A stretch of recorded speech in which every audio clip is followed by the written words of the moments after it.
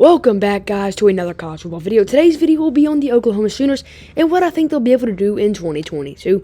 As you know, they've gone through a lot of new coaching staffs and new coaching hirings. They've got a lot of people from the transfer portal, and they've lost a bunch of people from the transfer portal also. I feel like Oklahoma's actually been underrated so far this offseason. They made a lot of good moves. Let's start talking about their new quarterback they got in the transfer portal. He was the best quarterback in UCF history, and his name is Dylan Gabriel, the best-looking throwing lefty there is in college football. In 2020, he had 3,570 yards, 32 touchdowns with 4 interceptions. In 2019, he had 3,653 yards, 29 touchdowns, and 7 interceptions. Dylan Gabriel is one of the best quarterbacks in all of college football, and they actually ranked him 10th in the nation in quarterback play, which is absolutely awesome and a huge pickup for this Oklahoma team.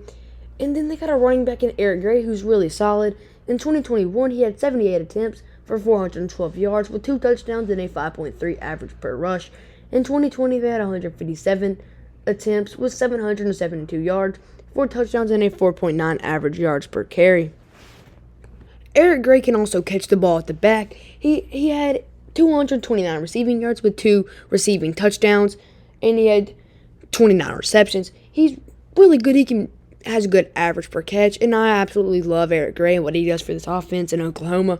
Oklahoma's offense is going to be absolutely going crazy in 2022. Under Dylan Gabriel, they're going to be really, really good. They also have one of the best wide receivers in college football in Marvin Mims. Marvin Mims in 2021 had 32 receptions for 705 yards, 5 touchdowns with a 15 average per catch. Averaging 15 per catch is absolutely awesome. The yards after catch is crazy for him. Marvin Mims is ranked 4th in the best wide receiver in college football right now. I rank him at 3rd because I feel like he's a little bit better than Jordan Addison. And when you talk about wide receivers, you got to talk about also their second wide receiver, and that's Theo Wease. Theo Wease had 37 receptions, 530 yards, 4 touchdowns, and a 14.3 average per catch. These two receivers are both better than Hollywood Brown was, and they're better than CeeDee Lamb, all at Oklahoma. Marvin Mims is going to win him a blink off before he leaves Oklahoma, and I truly believe that in what he's done at Oklahoma. And on the defense, you got to talk about defensive lineman Jalen Redmond. In 2021, he had 11 solo tackles with 3.5 sacks. In 2020, he had 23 solo tackles with 6.5 sacks. Jalen Redmond's an absolute force on the D-line, and he's a guy that you don't want to mess with. And then their safety, Pat Fields, in 2021, he had 50 solo tackles, 1 pass defended, and 2 interceptions. And then their defensive back, Justin Broyles, in 2021, he had 30 solo tackles, 2 passes defended, 2 interceptions, and 2 fumble recoveries. And then their defensive back, Billy Bowman, was a freshman in 2021, and he recorded 16 solo tackles with 1 forced fumble and 1 passes defended. I absolutely love this Oklahoma defense and their offense, as they did pick up a new coach in Brent Venables. I think Oklahoma's going to be really, really good, and I have a bunch of hype surrounding this team. As you know, in the past few years, I've been like, this team's just top 10. This year, I think they are top 5, and I think they'll make a college football playoff appearance. This will be their best chance to make the national championship and try to win a title.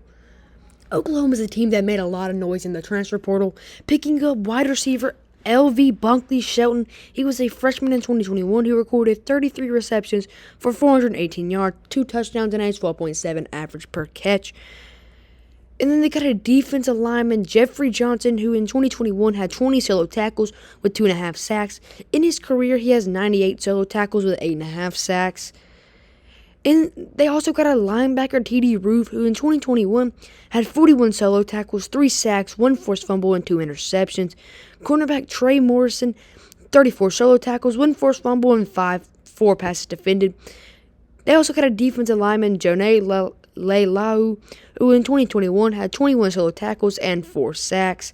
And they also got QB Dylan Gabriel, and they got a star O-line, McCade Matar.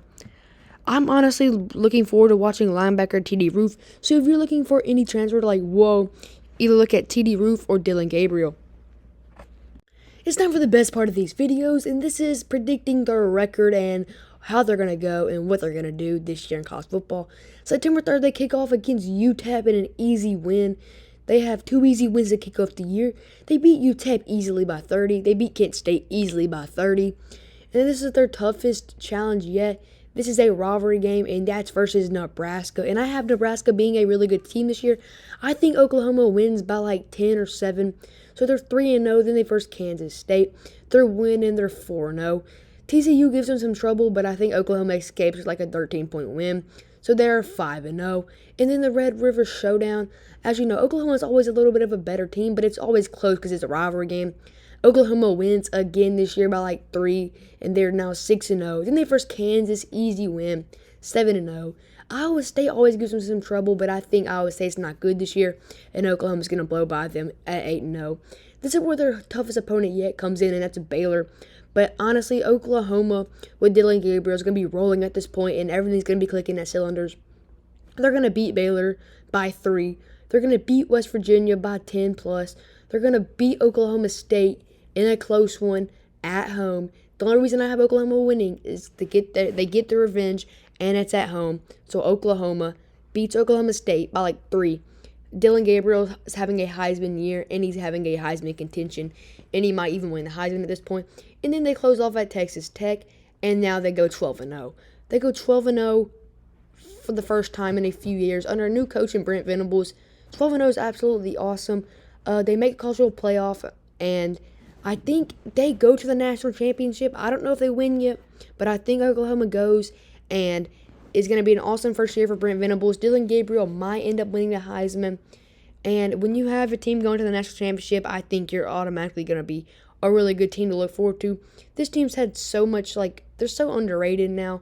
Everybody's like, oh, this team sucks. Give credit where credit's due. Brent Venables done perfect at this job. The transfer portal's been awesome. And guys, if you enjoyed the video, hit the like button, subscribe, comment down below if you enjoy videos like this. I do this all the time for y'all guys. So yeah, enjoy. Go subscribe to Saul's William and Sarah McPherson. I'll see y'all in the next video.